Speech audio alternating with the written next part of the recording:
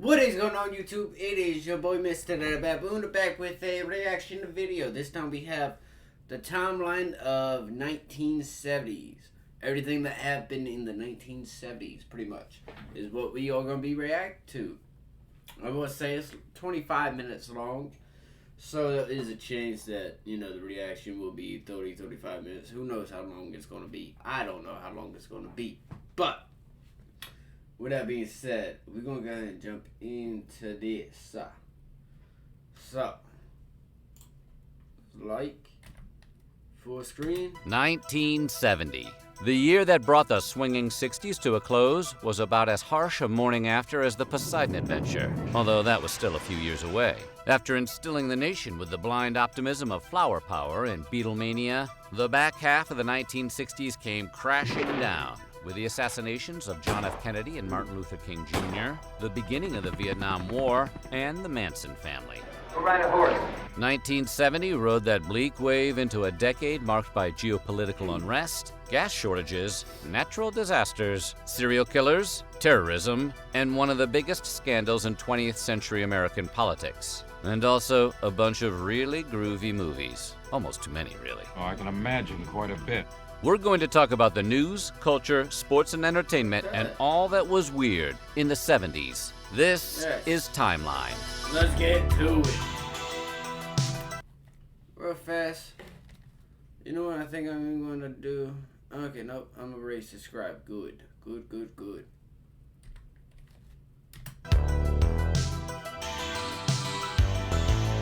Get ready for some forgettable Beatles solo albums, because this one is all about 1970. But before we get started, be sure to subscribe to the Weird History channel and let us know in the comments below your favorite 70s memory. Now, are you ready to boogie down? Let's all dance through the night together. Let's see. Despite positive changes brought about by the civil rights movement and a national excitement over the possibilities of space exploration following Neil Armstrong's historic first steps on the moon, the decade began on uncertain ground. 2/3 of Americans disapproved of the U.S.'s involvement in the Vietnam War. The year ahead would see the continued proliferation of nuclear weapons, a shocking display of state violence, an infamous space disaster that nearly ended in tragedy, and the dissolution of one of the most influential bands of all time. But it wasn't all bad. The Hollywood coroner says an overdose of narcotics is responsible for the death of the well-known rock singer Janis Joplin. Okay, so it was mostly bad. Some years just start out in desperate need of a do-over and never fully recover. When we get started. When do we get started? That's my line. This is 1970. Sayonara, mister. The Who's drummer and resident party animal Keith Moon kicked off the decade by drunkenly running over his own chauffeur while trying to escape an unruly mob of skinheads outside a pub in London. The group surrounded Moon's Bentley and began pelting it, at which point Moon's driver, Neil Boland, climbed out to confront them. The skinheads pummeled Boland mercilessly, and the terrified Moon grabbed the wheel and took off. This was ultimately ruled an accident, and Moon was cleared of any wrongdoing, although it haunted the drummer for the rest of his life. Where are you? Still didn't answer my question. Which was? You were sort of lost in thought when I came in. What about? Maybe I was trying to be one of your grandmother's gypsies. Read the future in the flames. 4 months after leading a military coup against Libya's King Idris, Muammar al-Gaddafi is declared premier of Libya by the government he'd just created. Funny how that works out. Gaddafi was an army captain and fierce Arab nationalist who sought to purge Libya of Western influence, removing U.S. and British military bases from the country, and deporting Libyans with Italian and Jewish heritage within his first year of power. The controversial dictator remained in power for just over 40 years, until he would be captured and killed by members of Libya's National Liberation Army on October 20th, 2011, during the First Libyan Civil War. It's safe to say his popularity rating had dropped some in the intervening years. Sounds like. This isn't a hospital! It's an insane asylum! Yeah, see, that I and it's do your know. fault! Because you don't do anything to discourage them! What do you want me to do? Put them under arrest! See what a court martial thing to that drunken hooliganism. Famed folk pop duo Simon and Garfunkel released their final studio album, Bridge Over Troubled Water, on January 26th before splitting up for good later that year. Their swan song, considered by many to be the pair's best, went on to become one of the best-selling albums of all time, with over 25 million copies sold worldwide. That's a whole lot of wax. Speaking of landmark albums, the Jackson 5's first single, I Want You Back, reached the #1 spot on the Billboard Hot 100 on January 31st, fresh off their history-making appearance on The Ed Sullivan Show in December. Here's the youthful Jackson 5, opening with a medley of their hits that have sold over 1 million. The group released 3 other #1 singles that year, ABC, The Love You Save, and I'll Be There, making them the first recording artists in history to have their first 4 singles reach the top spot. Flash forward to October 7th, 1971, when the group's magnetic lead singer, Michael Jackson, released his first single as a solo artist, Got to Be There, when he was just 13 years old. Damn. He released his first solo. We'll be right back. Shit. This is it. Don't you die on me before I get over there. We came from every Shit. corner to bring the war to Hitler's doorstep. Just rack them up and knock them down. Give them hell.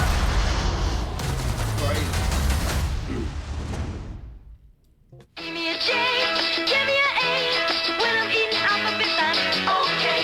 I'm gonna eat a dog. What, you crazy man? What's that spell? Dog. I ate it. Gonna eat my alphabet, A to the Z. I want you to remember that no bastard ever won war by dying for his country. He won it by making the other poor dumb bastard die for his country. The legendary heavy metal band Black Sabbath released their self-titled debut album on February 13th, introducing the world to their colorful frontman, Ozzy Osbourne, for the first time. We like the name Black Sabbath, so We just like the name, you know. Why did you pick the name in the first place? why did the Beatles pick the Beatles, you know? Nobody knows. According to the band's guitarist, Tony Iommi, the album was recorded in one day during a single 12-hour session. Black Sabbath's debut is widely considered to be the first heavy metal album, and one of the most influential records of the 20th century. The Chicago 7, the name given to the men standing trial for allegedly inciting a riot during anti-Vietnam protests at the Democratic National Convention in August of 1968, were found innocent on charges of conspiracy on February 18th.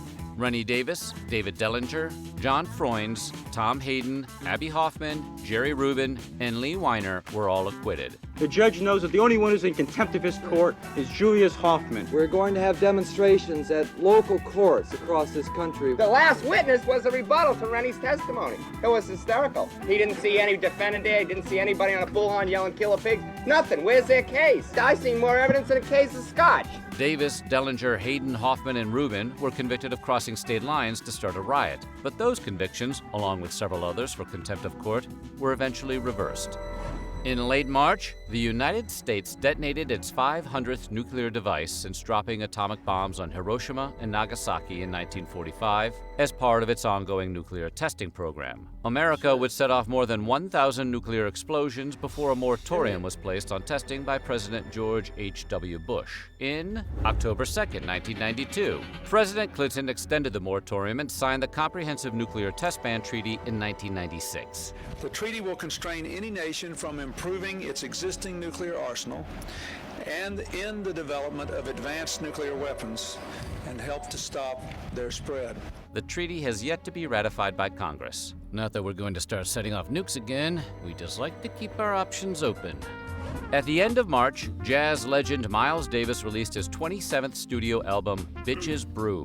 The album would go on to become Davis's highest charting, topping out at number 35, and would earn him the first gold record of his career. To date, Bitches Brew is regarded as one of the best jazz albums ever recorded. On April 1st, President Richard Nixon signed a bill banning cigarette advertising on radio and television. Hey, how would you like to have a phone like that? Great, then I could see you all the time. Don't settle for some of the taste, some of the time. It's crazy to think that back in the 70s they actually had like ads for cigarettes and shit. Like, I mean, that's just crazy. crazy. Like, I don't think there is any more ads on cigarettes or anything. I know they talk about, like, you know what I mean? The effects and everything of smoking and everything on commercials and everything, but I like the just quit for the vapes and stuff. I know they got that, but I mean, like, you don't see them like promoting the shit anymore.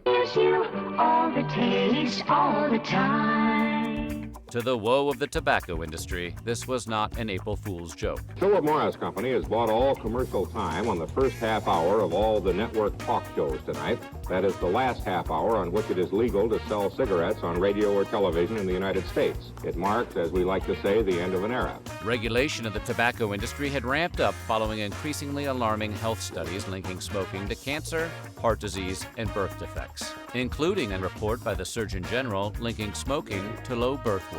The last televised cigarette ad ran on January 1st, 1971 at 11:50 p.m. during The Johnny Carson Show. The hearts of millions of Beatlemaniacs around the world were shattered on April 10th when Paul McCartney officially announced his departure from the Beatles. In the spirit of the well-known tensions that had steadily developed between the bandmates, McCartney revealed he would no longer be working with the rest of the Fab Four in a press release promoting the impending release of his solo album, McCartney. The release took the form of a fictional Q&A, featuring questions reportedly written mostly by Sir Paul himself. Despite the fact that neither the general public nor the rest of the Beatles themselves initially knew how seriously to take McCartney's announcement, it turned out to be the real deal. The band never reunited. Keeping it real classy, Sir Paul.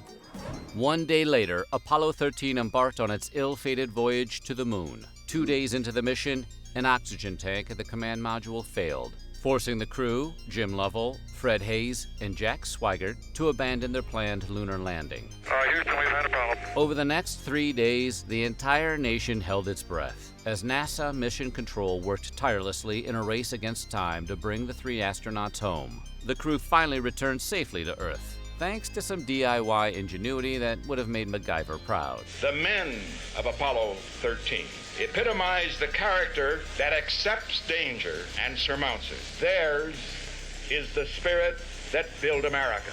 Flash forward to June 30th, 1995, when director Ron Howard's blockbuster film about the unforgettable mission was released in theaters. Houston, we have a problem.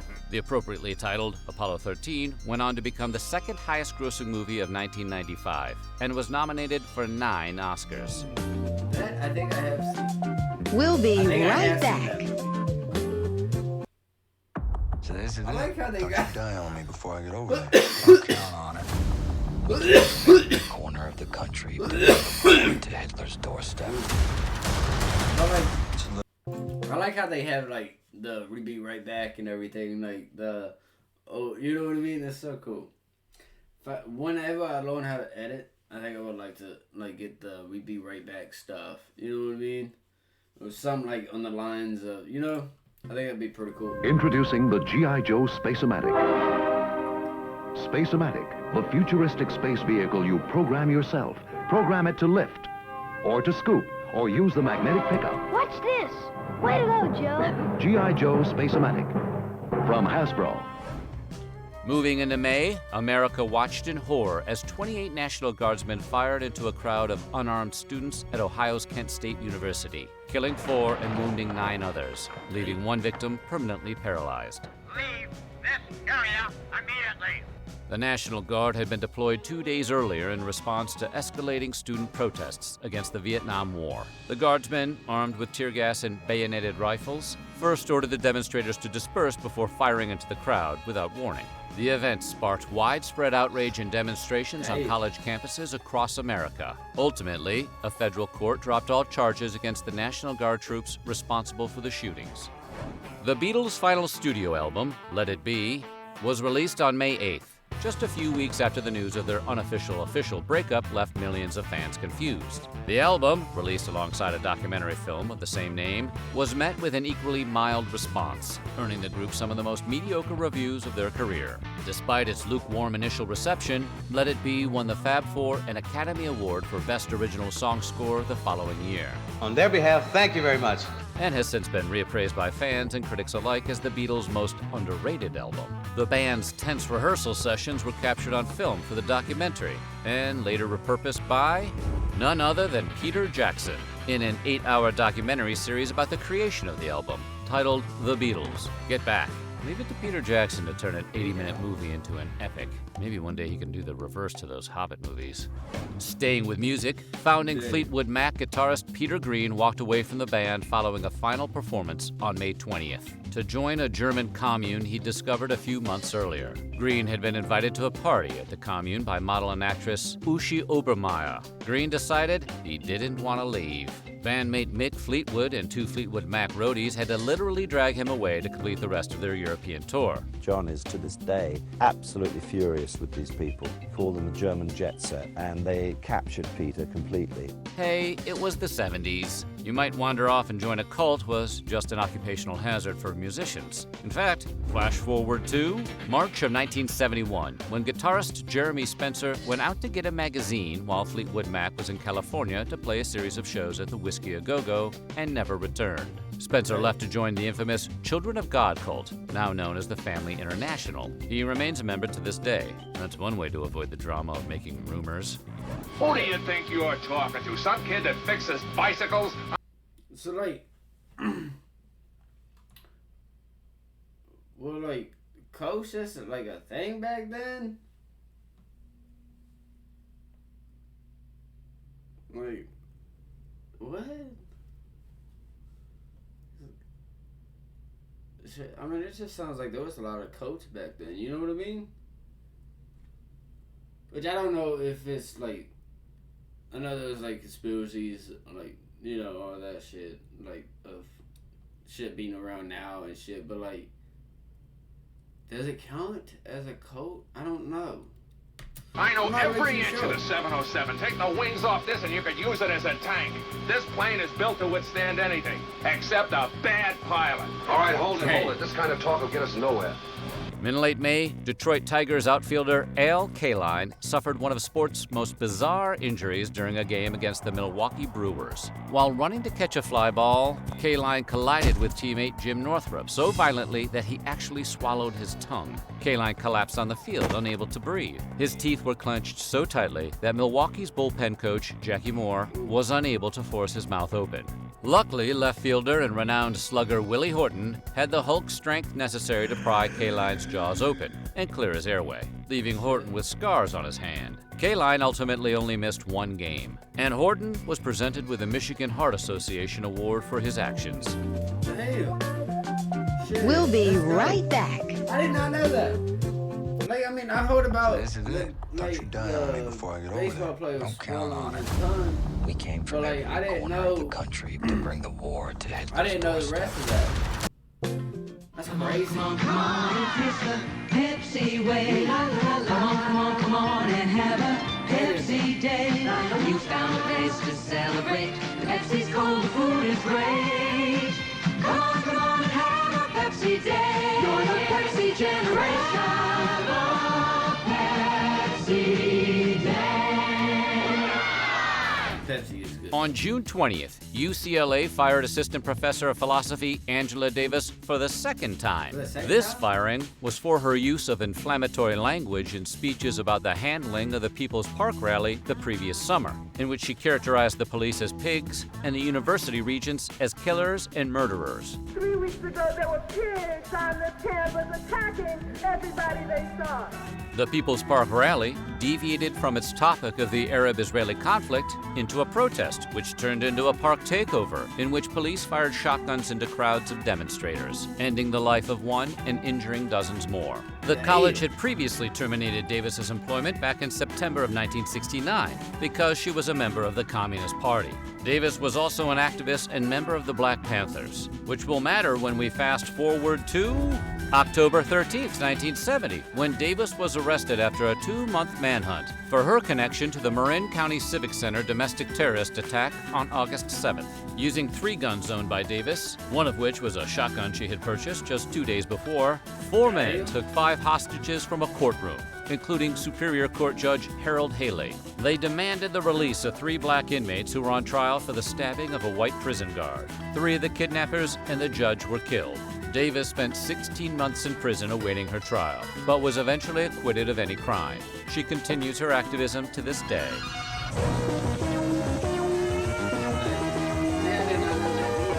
Here we go with the top 40 hits in the nation this week on American Top 40. This is Casey Kasem in Hollywood. The syndicated radio countdown show American Top 40 with Casey Kasem aired its first episode on the 4th of July. The show, in which Kasem counted down the top 40 Billboard singles of the week, became a staple of American culture for the next several decades. All right, all you dream analysts, turn up the sound. Here's Eric Burden with his new group called War, and the song is called Spill the Wine. Kasem's sonorous voice is what we think of when we hear the words Top 40 DJ. He walked so Carson Daly and Ryan Seacrest could run. Incidentally, Seacrest is the current host of American Top 40, which he took over from a retiring Kasem in 2004. In addition to the radio, you might recognize Kasem as the original voice of Shaggy on Scooby-Doo. I'm so scared. I wish I had a ham sandwich to calm my nerves. A character he played for roughly 40 years. A week later, Norwegian ethnologist Thor Heyerdahl completed his trip across the Atlantic, sailing from Morocco to Barbados in a raft in 57 days. The trip was an effort to prove Heyerdahl's theory that the ancient Egyptians and other ancient Mediterranean civilizations actually sailed to America and exchanged trade and culture with the people in Central and South America. Heyerdahl's raft, the Ra II, was constructed of papyrus and modeled after Egyptian sailing vessels of the period. Despite successfully completing the 4,000-mile journey, his theory is still not accepted by most anthropologists. Well, several things have been proven. One of them is definitely that a papyrus vessel is seaworthy. You go on a 57-day raft trip, you get nothing? That's gotta sting. Yeah. Moving into September, legendary football coach Vince Lombardi passed away at age 57. Mr. Vincent Lombardi, coach and executive vice president of the Washington Redskins, died at 7:12 a.m. today at Georgetown University Hospital. Lombardi led the Green Bay Packers to 5 NFL championships, including the first 2 Super Bowls. After his death, the Super Bowl trophy was renamed the Vince Lombardi Trophy. To this day, Lombardi is regarded as the greatest coach in the history of the NFL. Most times, the streets are named after the deceased. I just want you to know I'm not dead. The music world was shocked when Jimi Hendrix, one of rock's most towering icons, died suddenly on September 18th at the age of 27. During his short career, Hendrix flailed his electric guitar into some of the most unusual sounds of an unusual music. An astonishing performer whose on-stage gyrations could make Elvis Presley look like a PE teacher. Sadly, Hendrix wouldn't be the only 27-year-old talent that would be lost in 1970. Just a few weeks later, rock legend Janis Joplin passed on October 4th at the age of 27. Joplin was in Los Angeles recording her upcoming album, Pearl, when she was found unresponsive in her hotel room after missing a recording session.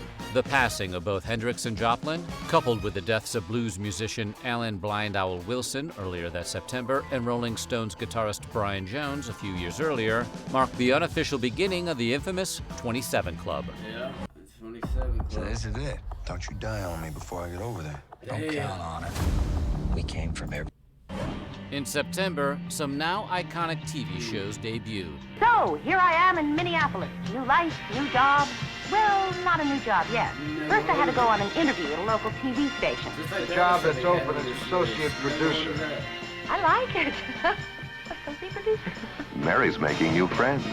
Make yourself at home on Tuesday. I painted this whole room without bothering you. It won't cost me a cent. I'm going to sell the old furniture to buy new. You won't touch anything in my room? Have I ever? You won't be Hey kids, Hollywood Boulevard. If anyone had told me 4 months ago that I'd be driving an old school bus filled with my 5 children and a large dog through Hollywood, I'd have thought they were crazy. Ladies and gentlemen, America's latest success story, The Partridge Family.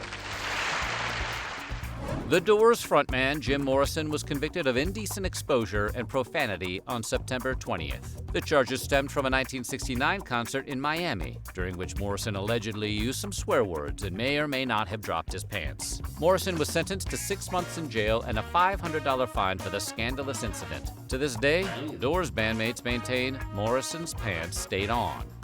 This is PBS, the Public Broadcasting Service. PBS began operations as a U.S. television network on the 5th.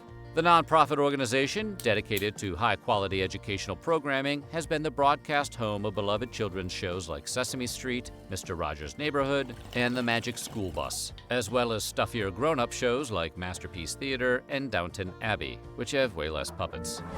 Gary Trudeau's satirical political comic strip Doonesbury made its debut in newspapers on October 26th. The scathingly topical cartoon became the first daily comic strip to win a Pulitzer Prize for the strip titled Stonewall, published on August 12, 1974, that took aim at the then unfolding Watergate scandal. Although Doonesbury has gone on several hiatuses, Trudeau continues to publish new strips half a century later, continuing to prove that comic strips don't have to be funny. On November 4th, the nation was stunned by the discovery of Jeannie, a 13-year-old girl who had grown up in almost total isolation. Mr. Wiley, why did you keep your daughter in a room? Mr. Wiley has no comment. The abuse was so severe that Jeannie had no concept of language. When her mother... Mr. Wiley, why? A 13-year-old girl. On November 4th, the nation was stunned by the discovery of Jeannie, a 13-year-old girl who had grown up in almost total isolation. Mr. Wiley, why did you keep your daughter in a room? Mr. Wiley has no comment. The abuse was so severe that Jeannie had no concept of language. When her mother finally got her out of the house, Jeannie's developmental age was similar to that of an infant's. Jeannie became a ward of the state, and although her case initially received widespread attention, she never made a significant recovery, and her current whereabouts are unknown. Tragedy struck again on November 14th, when a jet carrying the Marshall University football team crashed in Canova, West Virginia. The team had been returning from a loss to East Carolina University when the plane struck some trees during its approach to the tri-state airport and crashed. Everyone on board perished, including 37 players, the coach, and 25 team boosters. The devastating loss nearly resulted in Marshall suspending its football program indefinitely. Flash forward to December 22nd, 2006, when the film We Are Marshall debuted. The movie stars Matthew McConaughey and the pre-MCU Anthony Mackie. Chicanery was up in the air on... Which I would say was the first movie I saw him in. I didn't foresee him in the MCU. I saw him in the Marshall movie. In like middle school, maybe. No, I don't know. But I know I saw the movie when I was in school, elementary or middle school, one of them. And I was like, shit. I didn't even know about it. That was my first time learning about that. On December 5th, when the Stanley Cup, the Conn Smythe Trophy, and the Bill Masterson Trophy were all stolen during a break-in at the Hockey Hall of Fame in Toronto. Luckily, the Stanley Cup was only a replica, but the other two trophies were very real. The trophies were unceremoniously returned just a few weeks later, when the thieves left them in the driveway of a Toronto police officer, after discovering that as far as ransom goes, the trophies were basically worthless. One of the oddest meetings in White House history occurred on December 21st, when Elvis Presley paid President Richard Nixon a visit in the Oval Office. The king of rock and roll dropped in on Nixon to offer his services as an anti-drug spokesman, showing up at the White House gates unannounced. The Secret Service didn't bother to search the king. If they had, they would have discovered the antique Colt .45 pistol Presley carried inside, which he presented to Nixon as a gift. It's good to be king, just for a while. The famous photograph of their strange conversation is the single most requested image from the National Archives. And that's how 1970 ended, with a historic meeting of two rulers, neither of whom would reign much longer. 1971 was right around the corner, bringing the demise of several more musical icons and the conviction of one of the 20th century's most notorious criminals. And Dirty Harry would begin patrolling cinema streets. Geez, the 70s need to lighten up. But that is for next year. Coming soon, 1971. So what do you think? Coming soon. What was your fondest memory? Look at that.